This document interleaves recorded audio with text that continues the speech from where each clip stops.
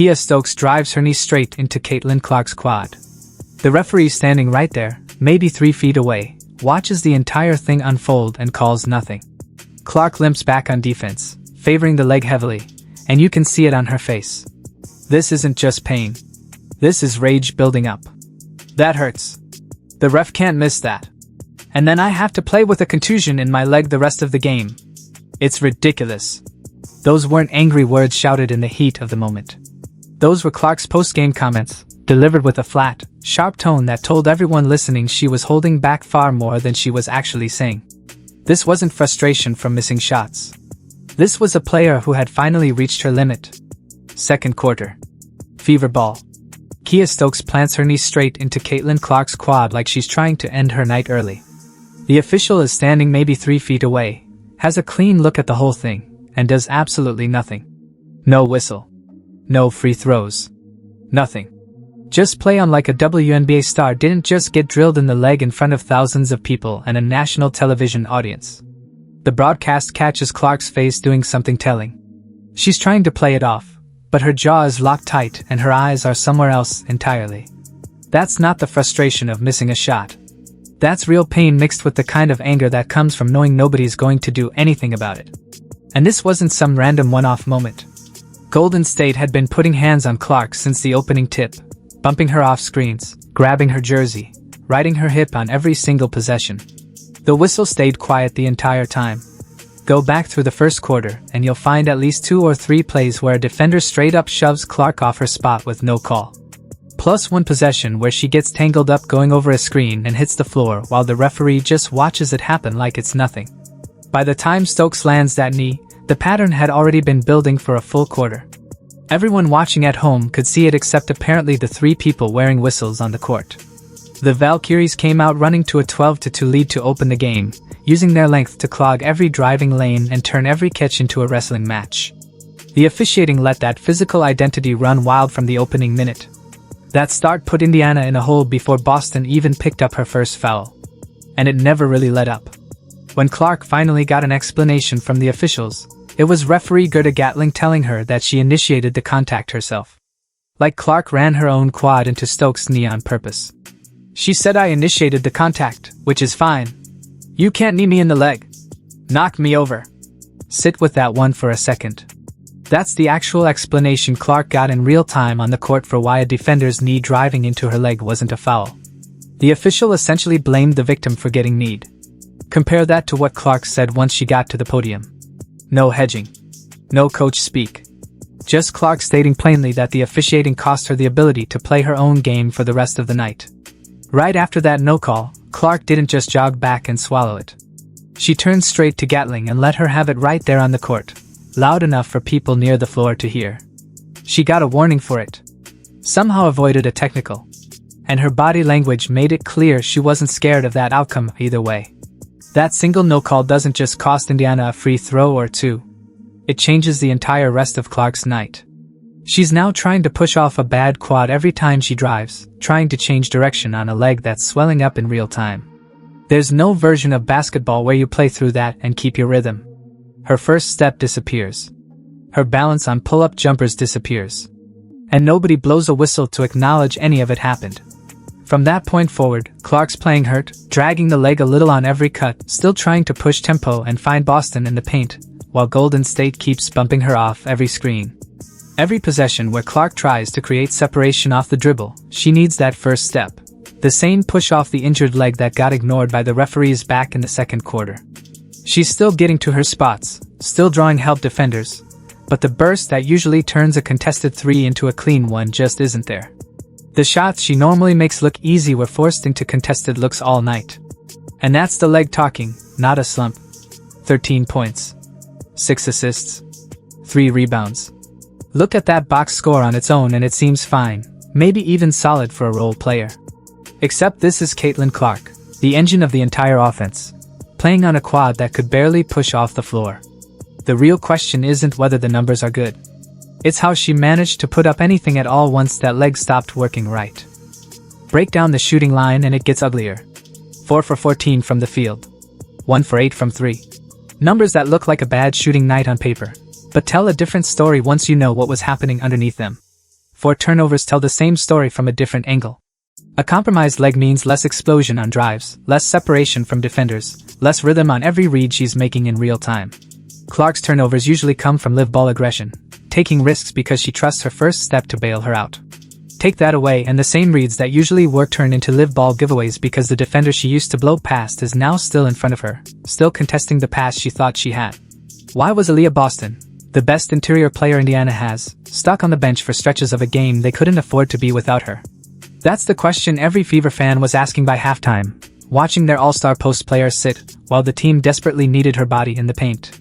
The foul trouble started early and it started fast. Boston picked up her first whistle on a play that barely qualified as contact, a bump on a post-up that Golden State players were doing to her all night without anyone reaching for a whistle. By the time she picked up her second foul, it still hadn't reached the midpoint of the second quarter, and White had no choice but to sit her rather than risk foul number 3 before halftime. And the calls that sent her to the bench weren't just soft. Some of them were straight-up flops. Golden State players going down on contact that wouldn't knock over a chair, throwing their heads back like they'd been hit with a truck. And the refs spot it every single time. One sequence in particular has Boston boxing out for a rebound, barely moving her arm, and the Valkyries player collapses to the floor like she'd been shot. Whistle blows, foul on Boston, and she's back on the bench shaking her head at nobody in particular because there's nobody to argue with who's actually going to listen. Now flip that to the other end of the floor. Golden State's bigs are banging into Boston on every single possession, using their length to grab and hold on the block, and they're playing through all of it without a single whistle following them back down the court. That's the double standard sitting right there on tape for anyone who wants to go back and watch it frame by frame. Put Boston's whistles next to Clark's no call on the knee and the picture gets pretty clear. Indiana's 2 best players got squeezed by officiating in completely different directions, one getting hit with fouls that weren't fouls, the other not getting a foul call on contact that should have been an easy one. This isn't some isolated bad night for the referees either. Fans and analysts have been pointing out inconsistent officiating around Fever games all season long. Every time Boston sat, Indiana lost its only real scoring threat inside the paint, which meant the offense had to lean even harder on jump shots against a defense built to force exactly that.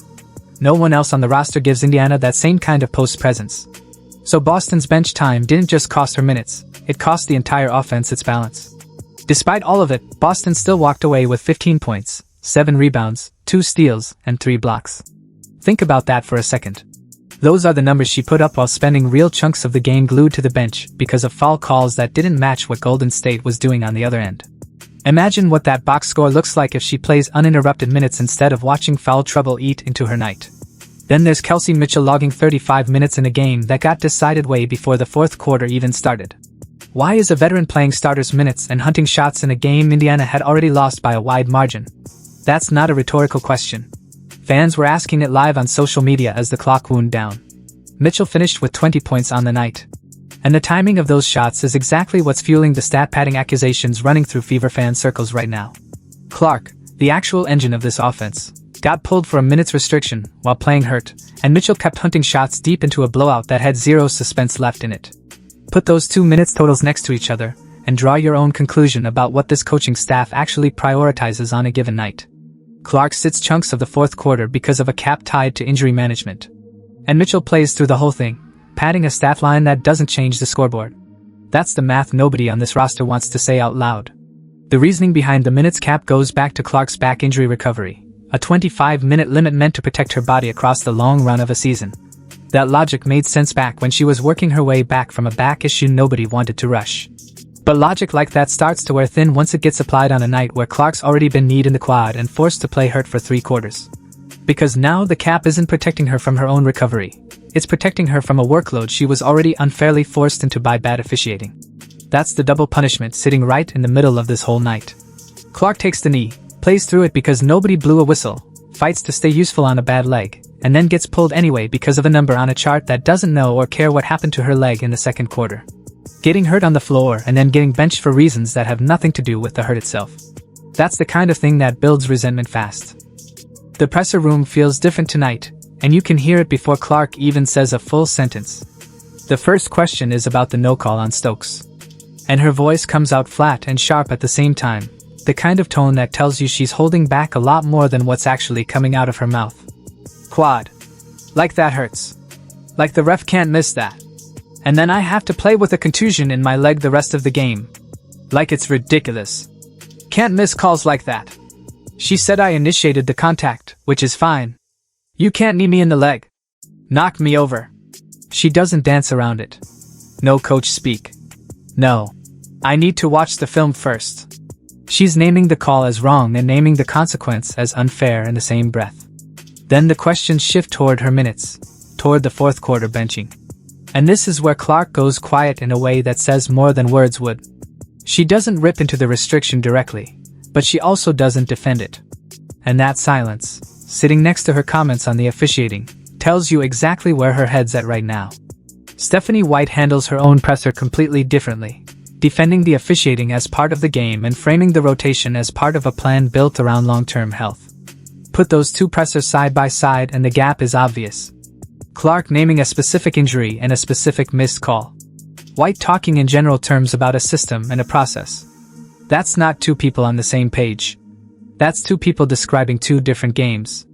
That resentment is exactly what's fueling the speculation running through fan pages and sports shows right now. This idea that Clark and White aren't just disagreeing on strategy. They're pulling in two different directions entirely.